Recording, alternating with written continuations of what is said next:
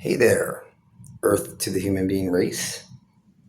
My name is Joseph Reynoso, and I'm back. I figured out this phone to turn back on. One of the hundreds that have been turned off on me, or stolen, or just completely did not turn back on.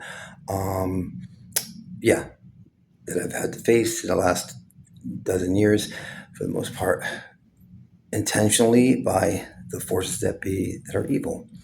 Um, yeah, long story, but I just wanted to go over this room that I'm in right now. This room that is the room that's in the Hard Rock Cafe in AC on the corner of a bay in New Jersey, the Garden State. Okay, now let me give you some history on this hotel. I checked into this hotel and I couldn't believe it. I had the most fantastic room. I thought, wow, this is incredible. Watch this room. Look at this room. 1717. It's called the Apollo Suite in the Hard Rock Cafe, room 1717. I say 1717 because it's all about that number and the magic and all the sorcery and whatever is behind those two numbers that add up to something else. I'll go into detail, but let me show you the room first, really, really quick. It's a little messy because I stayed in it, and but I just want to show you how huge it is. It's like 1,707. Wait, it's 1,717 square feet. I'm assuming, right? Because look how huge. You walk in. You walk into this room with two doors on the 17th floor. 17th floor. Remember 1 plus 7. And then you end up at the very end of the hallway, which is wow, you get the whole corner suite. I love corner, rooms and for hotels are the best because it's just the best, especially when they're high floors. I was originally told the 29th floor that I have, but anyways, they gave me this one, and I checked in, and I was early, so I guess they were still cleaning or whatever. But I ended up on the 17th floor, 1717, and this is it. Walk in, and this is it. Let me show you really quick. This is the entrance, little hallway, and you get to your first bathroom. Amazing. Look at this. I'm sorry to go so fast, but I just want to go quickly because I don't have much time. Look at this. Spin that reel. Spin that wheel. Vinyl work. DJ Joey and lighting up the match. The heart that's inflaming to tell you this story and get this out there because it's crazy. What I believe this is linked to. Call me crazy, call me a lunatic, or just someone that can figure something out that most cannot. But I'm giving it to you for free. So look at this. The relationship of this is incredible. Look at this view for the gods. Look how beautiful. I hope you're getting all that I'm seeing from here, even though the window's very dirty. But it's okay. Look at this room. There's a huge TV. I wish I don't so you could see it. It looks like it's coming at you. And then another world piece, universe piece. Apollo Man right here in person. That's me. That's me on Earth, and this is me on overseas. You see back there, Apollo Man overseas. That's me. Alrighty. Now you get a little bar scene here, and multiple coffees. You get a refrigerator, and a lot of shelving, a lot of cups. A little balcony that's locked because they're supposedly renovating this already. But this would be the balcony that I would step onto if it was not locked, shut down. Okay, there's only one thing that's weird about this room was the air. There's no windows to open, so you just have literally the air that they're forced to give you. I kept putting it on 69 or 71, even though it was programmed at 71 when I walked in here. 71, very significant. 7 plus 1 equals 8. Room 1717 equals 7 plus 1, or 1 plus 7, 1 plus 7, 88 equals 88. Okay, that thermometer and that thermometer said 71, and that equals 8. 88. That's 2 times. 88 at the door, where it says 1717 is 88. 1717. Okay, just follow me here. Then you go into the bedroom. Look at this huge bedroom, humongous. It's just ongoing. It reminds me of my old apartment in New Jersey in Union City, which is a view of Manhattan. It's amazing.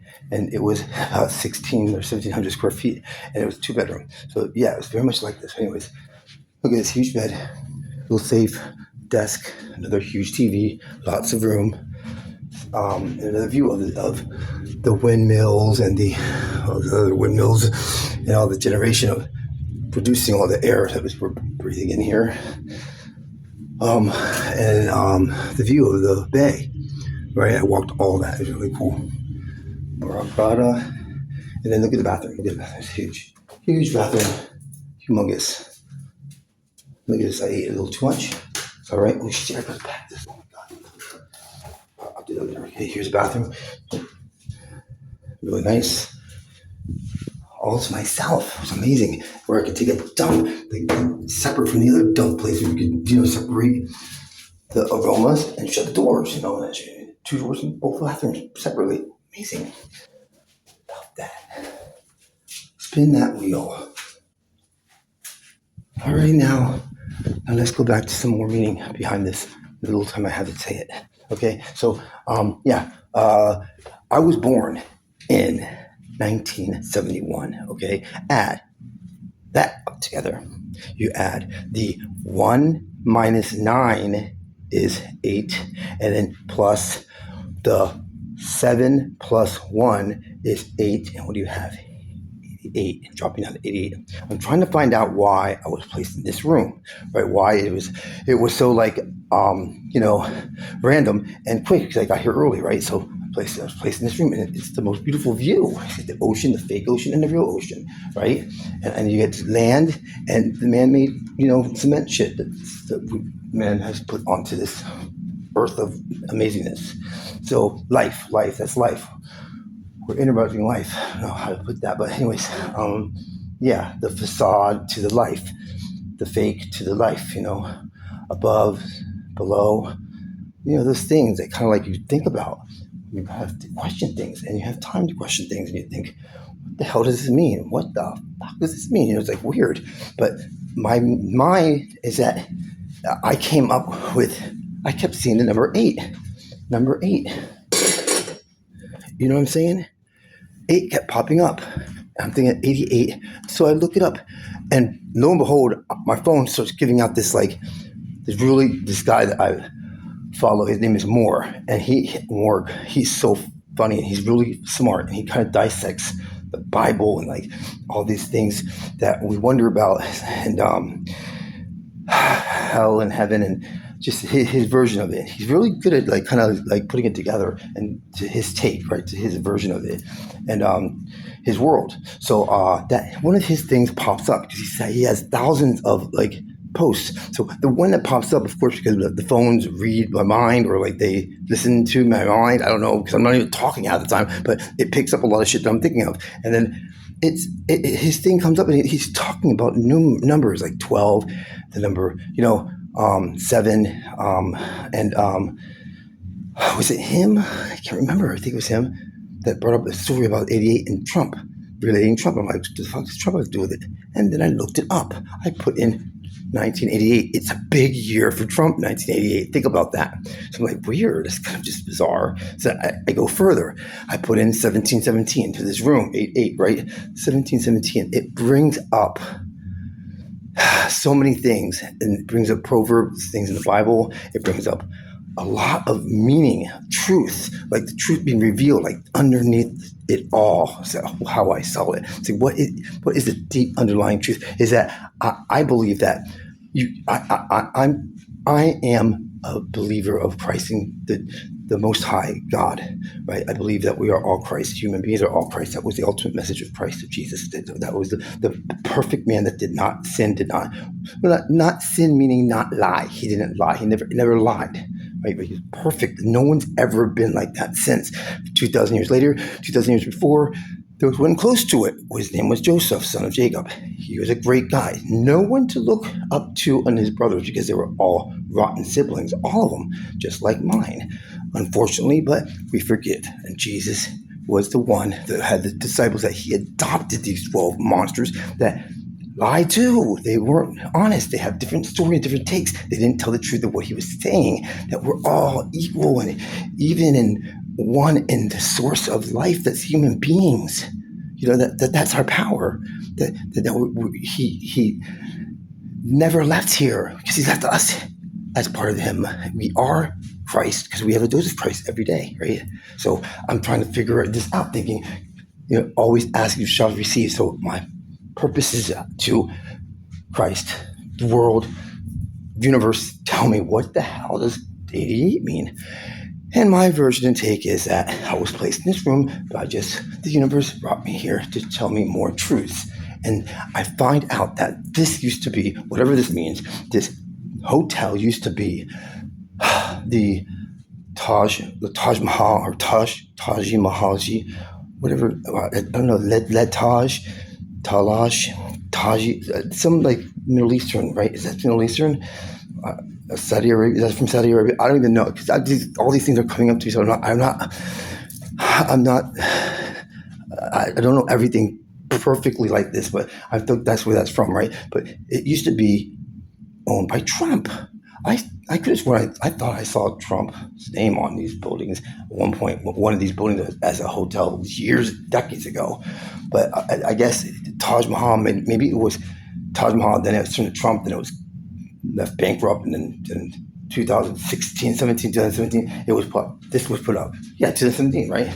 Oh, weird, 2017. So this was put up 2017. Oh my God, it's a crazy story. Oh my God, such a crazy story. But anyways, whoa, okay, weird. 2017, this was put up, and I find out that I asked the security guard, have you worked here? And he's no, I've just been here before. And I said, what part of this hotel was like brought bolster down or left up and reconstructed? And he told me, he said, this whole branch that I'm on, and this last end point of this point was left renovated. So this is the original structure of that hotel. Isn't that weird? Of the Taj or Trump International, whatever that casino thing was here. And the other part, like behind it, something was taken down, and then they put a new. I think this is a new one, right? What's the new one? That's the new leg of it. That big part. Weird. So yeah, right. So this is that room. There's a spooky story online if you look it up. That was, I guess, took place in, or the room was haunted or something, or ghostly, or some story that comes up online at the Taj Mahal, 1717. How weird is that? And here I am, room 1717, checked in. But here's the thing. See, Satan is so evil, and the creator of lies and deceptions, right? And Satan tries to get in on anybody. If someone lets them in from doing something wrong that they're doing, that's their way in to them, I think.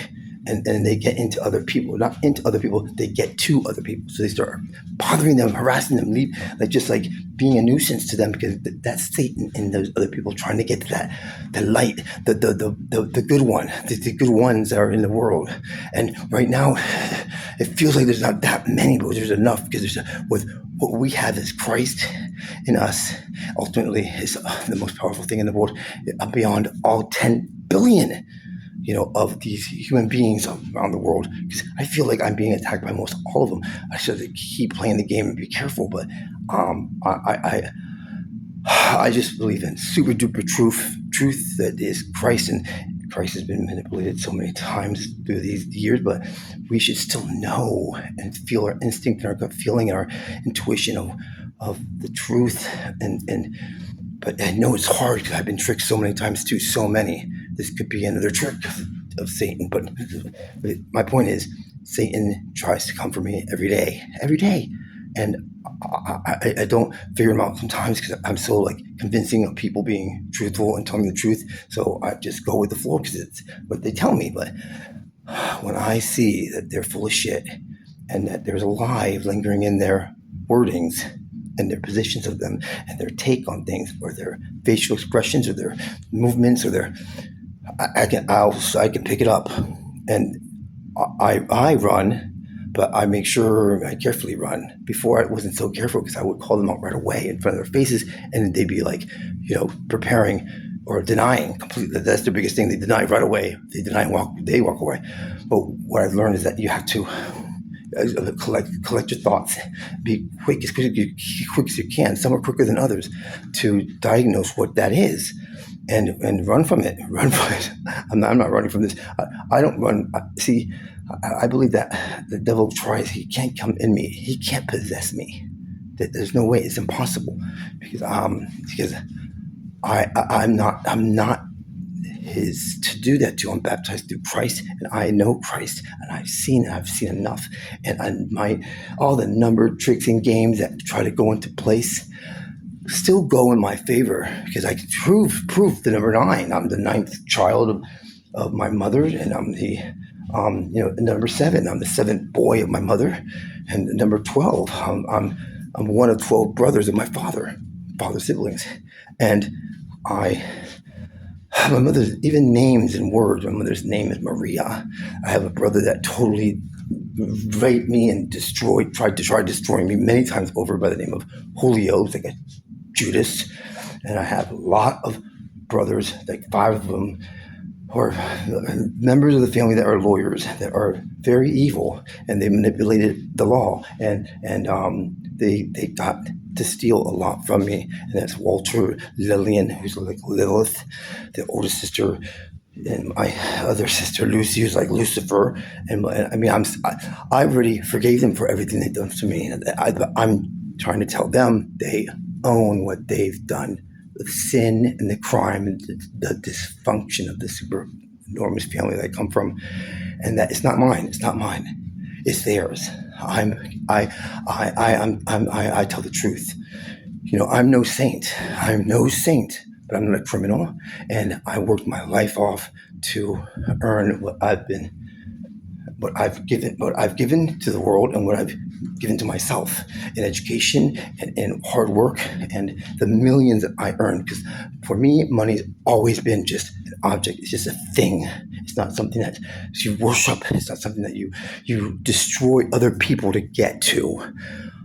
Maybe in disguise, unknowingly, that's what I was doing in the work that I was doing with liquor, because I used to sell liquor through Southern Glacier Wine and Spirits.